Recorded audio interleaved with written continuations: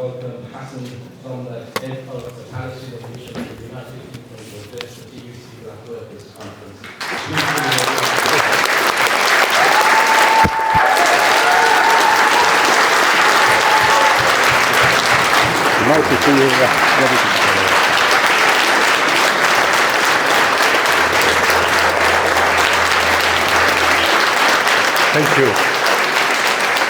Thank you. Thank you very much.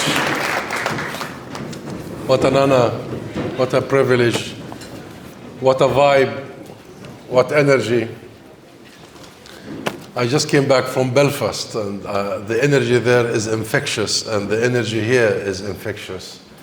And nothing we need more than this energy, this solidarity. So unionists, workers, friends, it is indeed a privilege to address this year's TUC Black Workers Conference.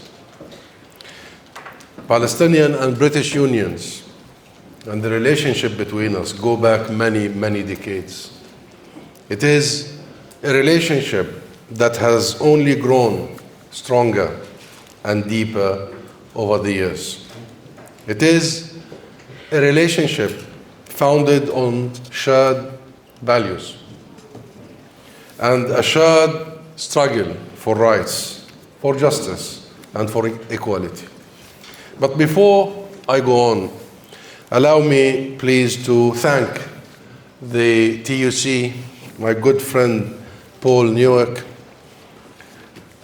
Qudsiya Batul, to thank the TUC Race Relations Committee and our dear friend Rez Hussein, and indeed the executives, the delegates, and the members of the TUC Black Workers Conference for extending this invitation and for being with you today. And I commend, before I go on, I commend the three motions you are presenting today, and I'll be honored to follow the debate shortly. But these are motions that truly represent our values and your values. That has to do with making sure that people are not ethnically cleansed from their homes, depopulated from their land, that people have the absolute right to stay on their land, in their homes. Motions to call for the full and equal implementation of international law and arms embargo against those who violate, gross violation of international law. And a third and the last motion to protect the right to protest. The right to protest. So my friends, the situation at home is catastrophic. Nearly 2 million people in Gaza are homeless as we speak. Homeless. And have been shunted from insecure temporary shelter to insecure temporary shelter as the bombs have kept dropping on them for 19 months. More than 60,000 people, mostly women and children, have been murdered as a result of this genocidal aggression. Many thousands more have died because of Israel's wanton destruction. All hospitals in Gaza are either damaged or destroyed completely. So can you imagine the number of people who died for the lack of medical services? People who have diabetes, people with kidney dialysis, need for, people with cancer. All universities are damaged completely, all. Schools, homes, agricultural land, industry, shops, businesses, infrastructure. More than 90% of bank branches have been damaged, or either completely or partially, and looted. To top it all, Israel has denied again access for humanitarian aid, that is food water, medicine, fuel, electricity, everything for more than a month now, since they resumed the genocidal aggression. Starvation, my friends, is spreading as Israel uses famine as a weapon of war. And still Israel continues to be supported by its allies. Still, every morning we hear a politician says that we have shared values with Israel, that Israel is the closest ally. And I want these politicians to come out and tell us, what are these shared values? Why have we established the post-World War order if we didn't agree on these values, on these universal principles, on the ethos of our humanity?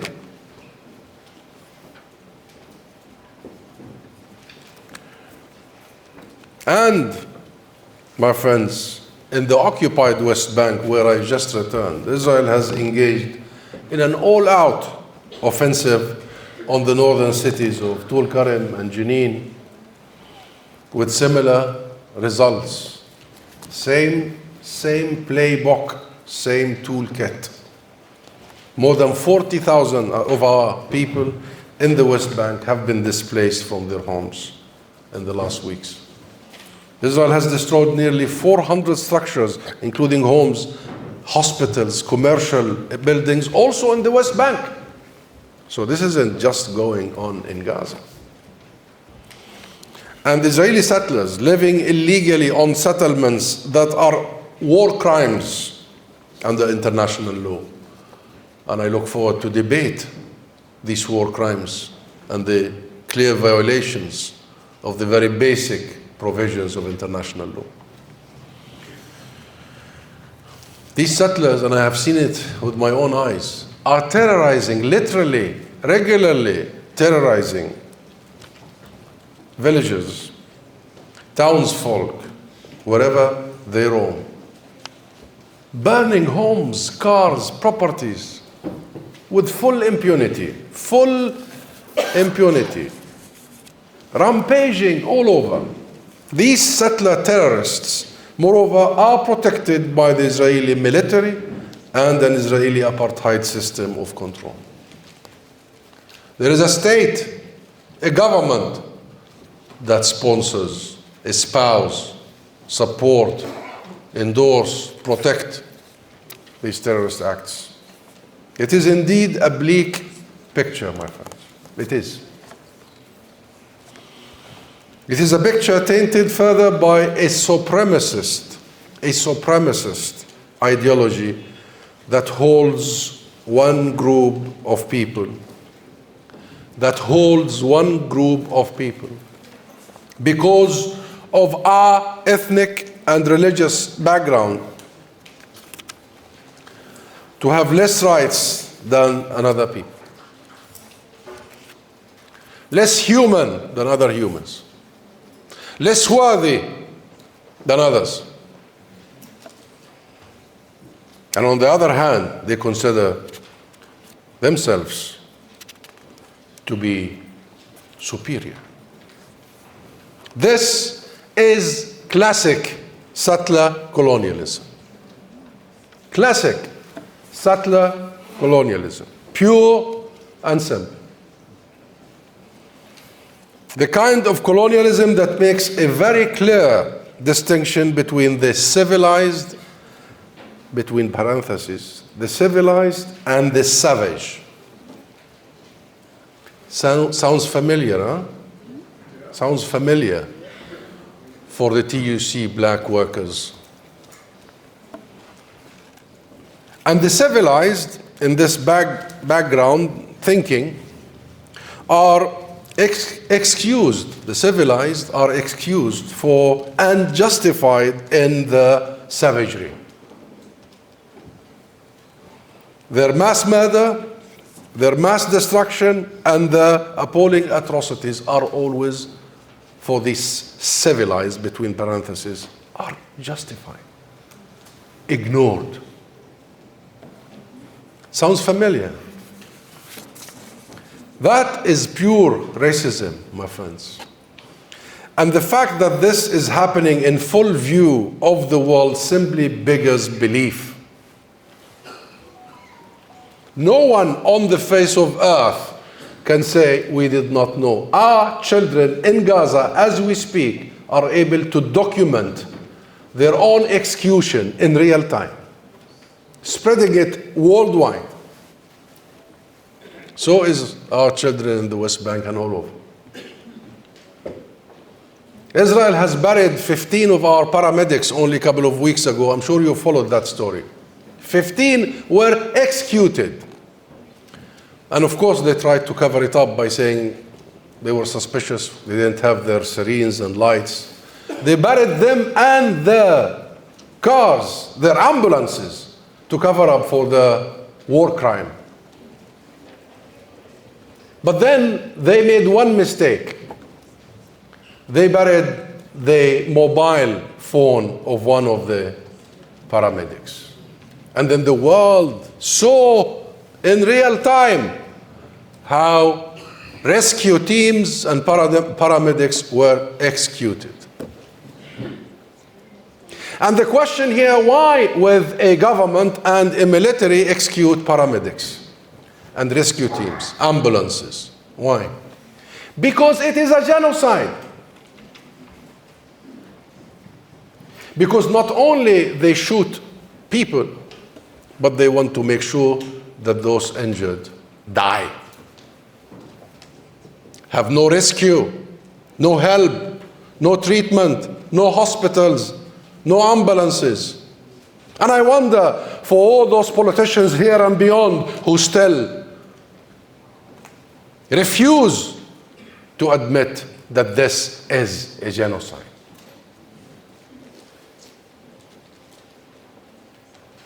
More than 200,000 of our people in Gaza either killed or maimed in the last 19 months. That is 10% of the population of Gaza. According to the UN, more than 70% of structures have been destroyed. By the way, that was a few months ago. Now, most likely, the number is higher. So what would qualify as a genocide? You want half of the Palestinian people murdered? You want all of the Palestinians exterminated and annihilated?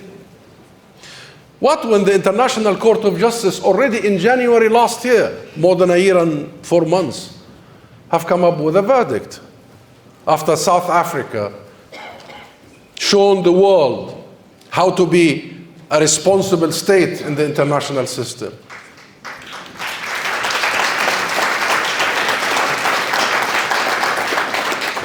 South Africa went and charged Israel with the crime of genocide, and the judges of the world's court, the highest court, the International Court of Justice, ruled that the crime of genocide is plausible, and the risk of genocide is plausible, and therefore Israel has been placed officially on trial for genocide.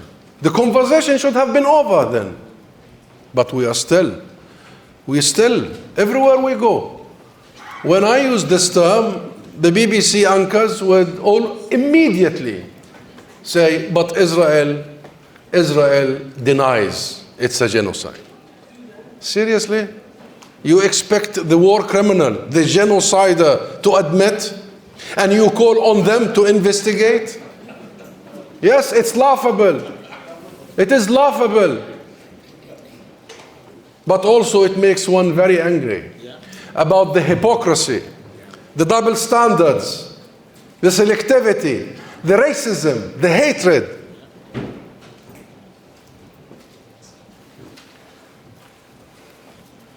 And I did, my friends,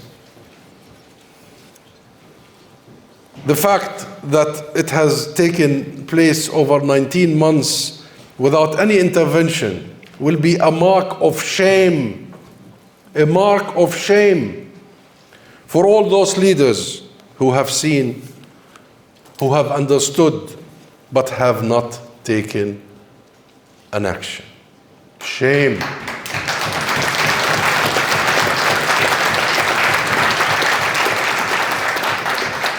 shame and disgrace and very dangerous.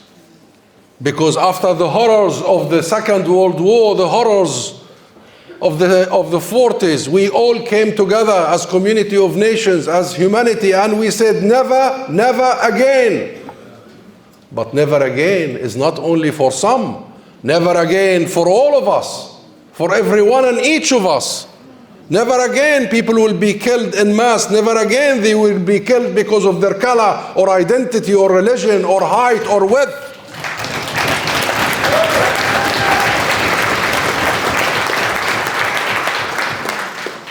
How difficult it is to understand that the killing of children, in one day Israel killed 170 Palestinian children in Gaza, in one bombardment. Same day they destroyed the only cancer hospital in Gaza. What is difficult to understand? On the top of the thousands upon thousands of Palestinian children maimed and killed and orphaned in the last 19 months. I spoke recently at the TUC Young Workers, another good vibe, very good vibe. Young Workers Conference. Please give them an applause, because the young...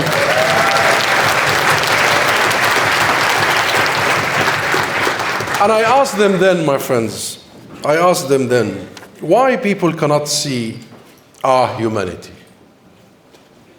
Why politicians and officials? How can people look at this and shrug, or worse, continue to send weapons or trade and cover for the country, openly calling for the ethnic cleansing of an entire people from their land? I asked a few weeks ago whether we were invisible. Because as you know, this is often what racism leaves those discriminated against. It leaves them invisible, negated, non-existent. Our concern do not register. Our feelings are not important. Our welfare is no concern. Our rights are not secured. Our rights are even denied. And our lives do not matter. Let me say this through your podium today. Our lives, Palestinian lives, matter. They matter.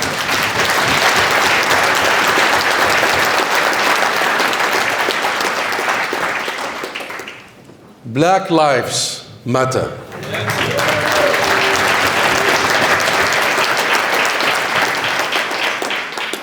All lives matter.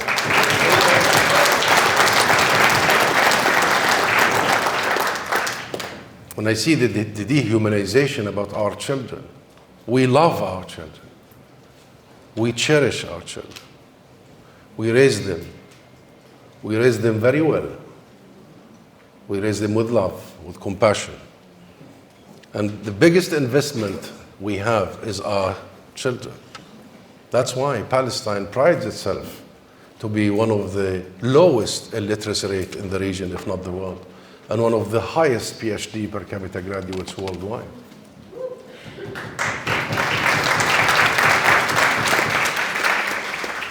And my friends, as Ralph Ellison once wrote in a book about the African American experience called Invisible Man, he writes, I am invisible, understand, simply because people refuse to see me. They refuse to see us. They refuse to see us in the media, in the mainstream media, where the BBC even went so far as to take down a documentary about Gaza through children's eyes. Children, my friends, children. They had to take that documentary off. They refuse to see us in the halls of power all over, officials, politicians, where despite talk of law and conflict resolution and rights and ethics, some politicians still will not take the measure that need to be taken in order to end this genocide. Because the question is, What is it? What is causing all this? It has been ongoing for almost 100 years. The Nakba of 1948, when 2/3 of the Palestinian people were forced out of our homes and lands, including my own parents and grandparents.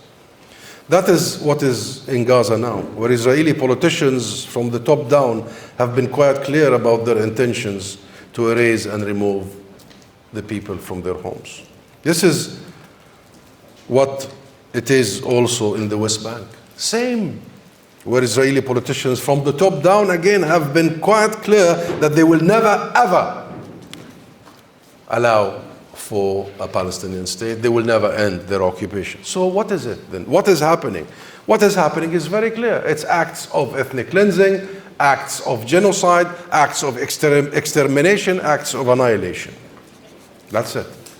And for that to happen, to exterminate, if you believe that this whole land is yours, then the only way to do that is to cleanse the land. They've done it in the Nakba. They continue to do it since then, 77 years. This is only the last chapter. And for you to do that, you have got to dehumanize the other. You have got to criminalize the other. You have got to portray the other as the violent. And you have got to also believe in yourself and your friends that they don't exist. They are invisible. And the best way for those who support this genocide to justify it to themselves is to refuse to see us. How can you justify a genocide until or unless you don't see us? So my friends, we will make them see us. We will make them see us.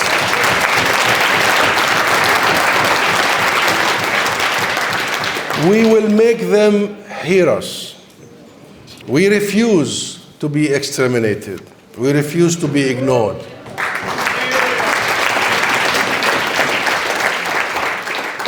And we refuse the inhumanity, the ignorance, the hypocrisy, the arrogance.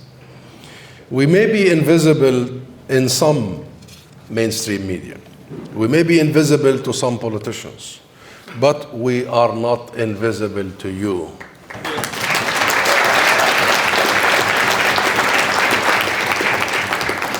Because we are, and we have seen the pouring solidarity, the emotions, the support over the last 19 months and before. We've seen the streets of London filled with 1 million of you, 1 million in one go.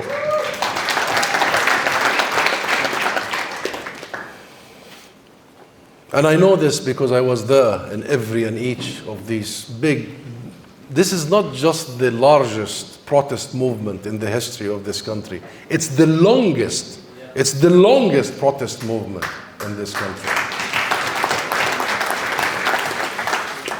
And this is a solidarity movement the world has not seen since the anti-apartheid movement of the 1980s.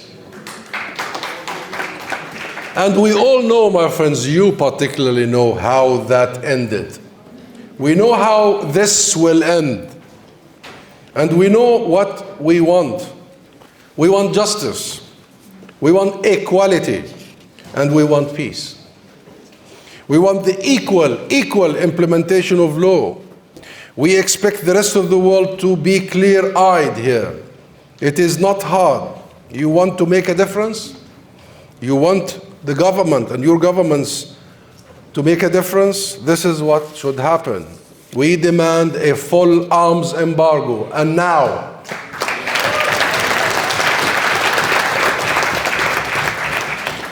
We demand sanctions on all the illegal practices, sanction the illegal settlements, ban settlements from illegal settlers. And we not only demand, this is our inalienable right, long overdue, it's not a gift, it's not a favor, recognize the state of Palestine.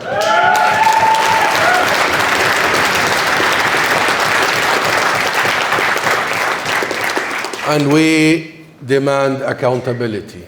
War criminals have no place in London or in New York. Their place is in The Hague, behind bars.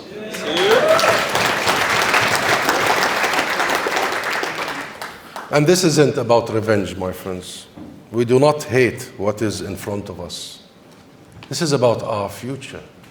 It's about our children, our families, our mothers. And it's about our history. We love what is behind us. We love our country. We love our people. We love our history, our heritage, our arts, our poets, our land, our food. We have good food, by the way. Very good food. This is about justice. The heart of it is about justice. It is about being treated equally. It is about being seen. So I ask you to stay with us, my friends. There can be no freedom anywhere. Nelson Mandela once said, there can be no freedom anywhere. We are all oppressed. We are all occupied. We are all colonized. We are all discriminated against. If one of us is discriminated against.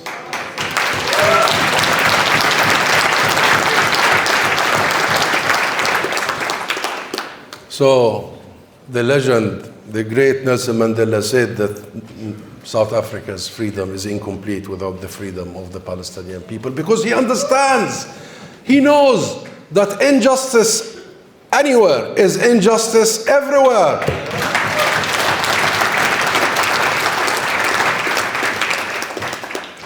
Because Madiba knows, and the ANC and that experience, what it means to be targeted only for your color.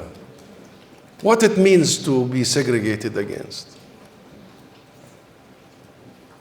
Because he knew that the fight was not between right and left, as in the political spectrum, right and left. The fight is not between right and left. The fight is between right and wrong. Right and wrong.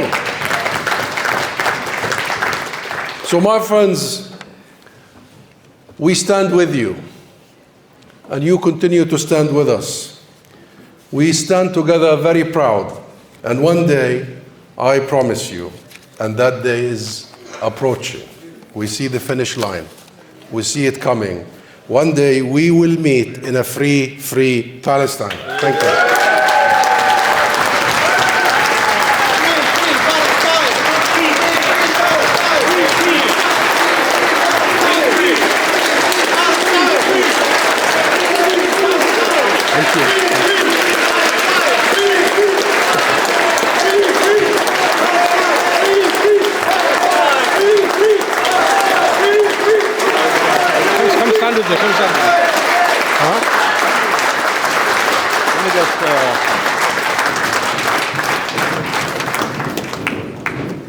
Thank you. Thank you, Ambassador. I want you to stand next to me so I can take a photo opportunity with you. And this is the chair's privilege, I guess. Yeah. Look, thank you, Ambassador, for addressing this conference and your incredible, powerful and moving address to the conference. We remain steadfast and standing in solidarity with the people of Palestine, and we do everything we can to call on this government to secure peace, including immediate recognition of the Palestinian state, and including recognition of Palestine and the end to licenses of arms trade with Israel, meeting international law. Ambassador, we not only see you, we not only hear you, we feel your pain. And we as unionists, humanists and people, we are with you, right? And you're not people that are just people of Palestine. You are a community of people that belong to this world. Let me tell you that, and we will always support and recognize you. But you and your people are the best of people. Okay? The best of people, and we will be with you forever. Okay. Thank you, conference. Another hand for the ambassador. Thank you very much. Thank you.